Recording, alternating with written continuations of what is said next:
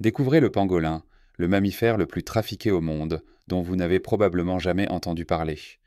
Cette créature timide, couverte d'écailles et qui ne mord ni n'aboie, est chassée au point d'être au bord de l'extinction. Pourquoi? Ces écailles sont utilisées en médecine traditionnelle, et sa viande est considérée comme un mets délicat en Chine et au Vietnam, où elle est servie aux plus riches. Chaque année, des dizaines de milliers d'animaux sont volés. Mais qu'est-ce qui rend cet animal si humble et si vulnérable? Il existe 8 populations différentes de pangolins. Les 4 espèces de pangolins présentes en Asie, le pangolin de Chine, le pangolin de la Sonde, le pangolin indien et le pangolin des Philippines, sont considérés comme étant en danger critique d'extinction. Le pangolin terrestre, le pangolin géant, le pangolin à ventre blanc et le pangolin à ventre noir sont les 4 espèces encore présentes en Afrique, bien qu'elles soient considérées comme menacées. Les pangolins d'Asie ont été la principale cible du trafic illégal pendant plusieurs années. Cependant, face au déclin constant de leur population, les contrebandiers se sont tournés vers les pangolins d'Afrique. Il est alarmant de constater l'ampleur de cette situation. Une semaine seulement après le début du mois d'avril 2019, Singapour a réussi à saisir 2 énormes cargaisons en provenance du Nigeria. Au total, 28,2 tonnes d'écailles de pangolins étaient en circulation. On estime que le nombre de pangolins perdus est bien plus élevé que celui des pangolins sauvés. Captifs depuis des jours, voire des semaines, ces adorables créatures sont souvent dans un état déplorable lorsqu'elles sont sauvées du trafic d'espèces sauvages. Elles peuvent être épuisées, blessées ou très stressées. Nombre d'entre elles sont retrouvées recroquevillées, effrayées, entassées dans des cages ou des sacs trop petits. Le pangolin est un mammifère solitaire, principalement actif la nuit. La taille de ces animaux peut varier de celle d'un gros chat domestique à plus d'1,20 m. Mais qu'est-ce qui les caractérise le plus? Les écailles de kératine qui recouvrent leur corps sont extrêmement résistantes et sont constituées de la même protéine que celle présente dans nos ongles. En fait, les pangolins sont les seuls mammifères à posséder des écailles dont l'épaisseur représente environ 20 à 25% de leur poids corporel total.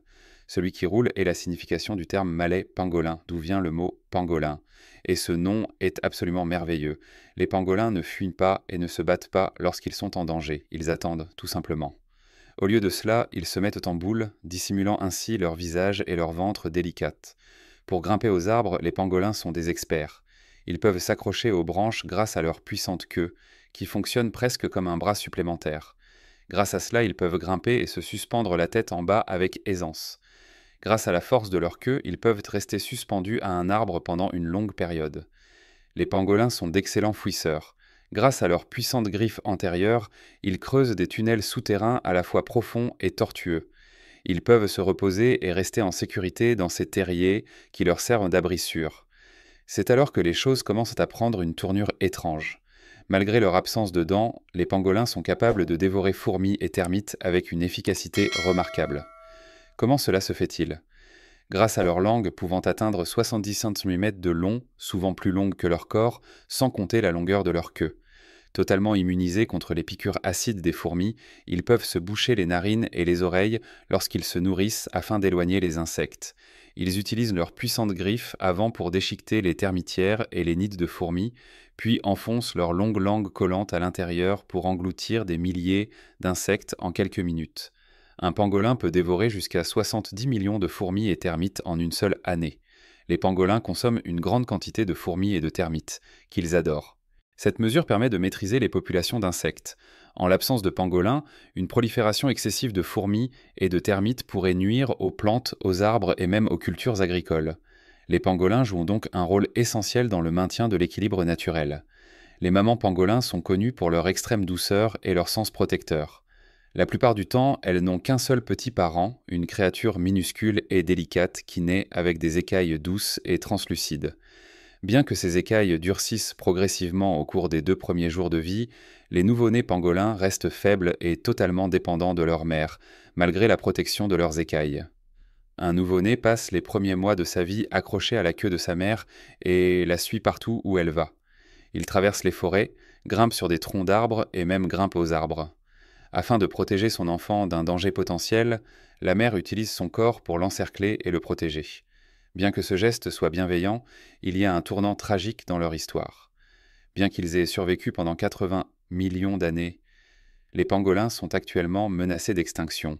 En 2019, plus de 100 000 pangolins ont été illégalement capturés dans leur habitat naturel, ce qui en fait le mammifère le plus victime du trafic au monde. Comment expliquer ce phénomène?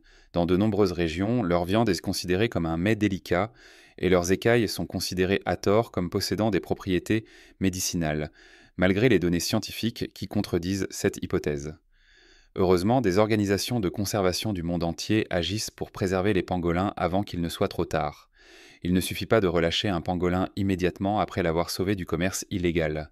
Ces animaux fragiles arrivent souvent affaiblis, déshydratés ou blessés après avoir subi un traumatisme physique et émotionnel. Les pangolins bénéficient immédiatement des soins médicaux et spécialisés nécessaires au sein d'organisations de sauvetage telles que Save Vietnam's Wildlife, la fondation Tiki Highwood au Zimbabwe et l'African Pangolin Working Group. Ils bénéficient d'une alimentation riche en nutriments, notamment en termites et en fourmis, et sont suivis de près par des vétérinaires spécialisés dans la faune sauvage. Ils sont hébergés dans des cages paisibles qui rappellent les forêts. Lorsqu'un pangolin atteint un stade où il est suffisamment fort pour survivre seul, le plus beau moment se produit. Ce processus de rétablissement peut prendre des semaines, voire des mois. Lorsqu'il est remis en liberté, il est souvent relâché dans des régions forestières soigneusement sélectionnées, riches en nourriture et peu touchées par l'intervention humaine. Chaque remise en liberté marque une victoire modeste mais significative dans l'effort mondial continu visant à sauver cette espèce ancienne menacée d'extinction.